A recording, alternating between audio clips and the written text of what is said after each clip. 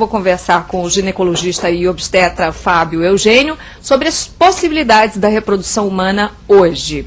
Tudo bem? Tudo bem, bom dia. Esse é um assunto que volta sempre aqui nos nossos papos sobre saúde da mulher, enfim.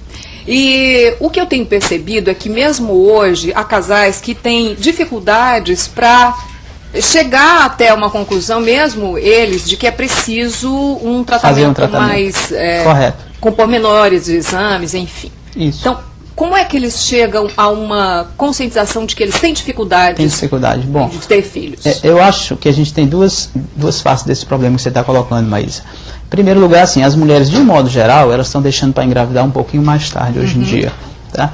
Que elas estão querendo estudar, se formar, se inserir no mercado profissional para depois ter o seu primeiro filho.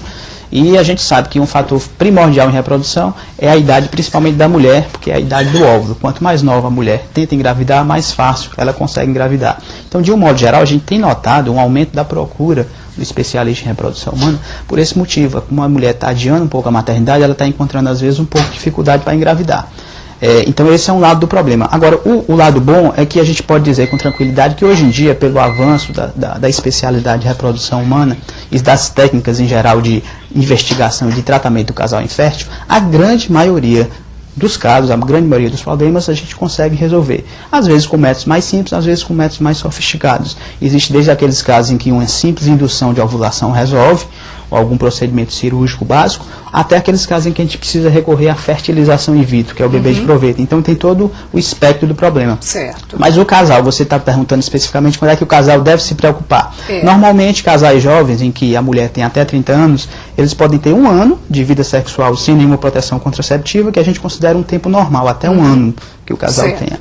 Após os 30 anos, quando a mulher tem mais de 30 anos, principalmente quando está se aproximando dos 35, a gente recomenda que esse prazo de espera se reduza a 6 meses. Certo. E a partir daí ela já procura um especialista. Muito bem. A partir disso nós vamos para as perguntas dos nossos amigos e amigas. Já tem a pergunta da Gisele do João 23, mas eu vou abrir aqui o telefone que já tem gente na fila. Alô, quem fala?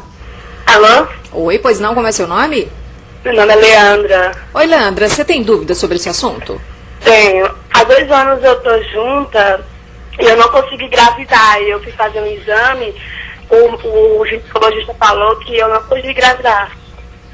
Porque tem um cisto. Tem o quê? Cisto. Cistos. Policisto. Certo. Policistos. E ele falou que você não pode engravidar. Foi. Foi esse o veredito. Mas eu fui em outro médico e ele falou que isso é besteira. Pois é, nós temos conversado muito sobre esse assunto aqui no nosso Saúde da Mulher. O que o senhor poderia dizer? É verdade. Na realidade, eu acho que a Leandra tem o que a gente chama de síndrome dos ovários policísticos, que é uma disfunção hormonal extremamente comum.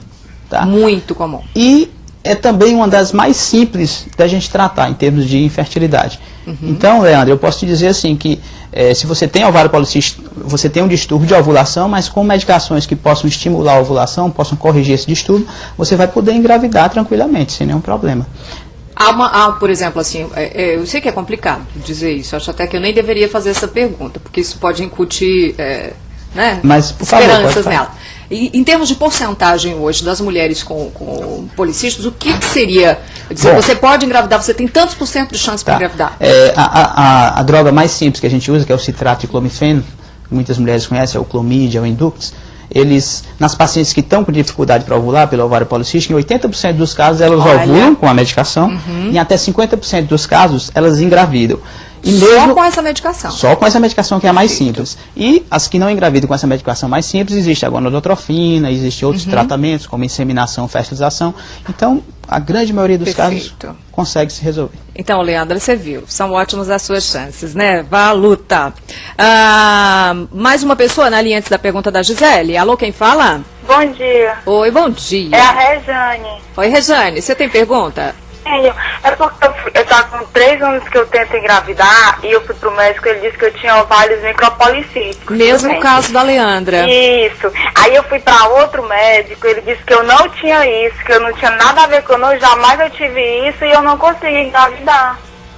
E agora, doutor Fábio? Bom, Regiane, lógico que a gente teria que investigar o teu caso especificamente, mas assim, a síndrome dos ovários policísticos, às vezes, é um diagnóstico que ele é superdimensionado, ou seja, ele é dado mais vezes do que realmente existe, né?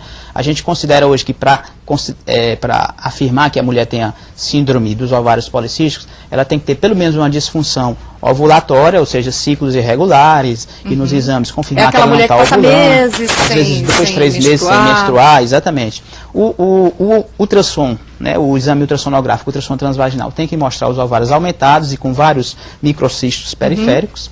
E ela também muitas vezes tem que ter sinais ou sintomas clínicos de hiperandrogenismo, por exemplo, acne, excesso de pelos corporais na mulher. Então a gente tem que ter pelo menos 2 desses 3 fatores que eu citei para a gente diagnosticar a síndrome. Certo. Então às vezes causa confusão até entre os ginecologistas você dizer, confirmar se uma paciente tem ou não. Até porque, apesar de ser extremamente simples, como a gente comentou, mas e fácil até de tratar, mas ainda é um pouco estigmatizante você dizer para a paciente que ela tem síndrome dos ovários policísticos. Haja visto assim, 2 clientes que ligaram, são as duas, né, voltaram ao mesmo tempo. 100% dos casos, né? Então, querida, volta aí ao médico e pede para investigar melhor.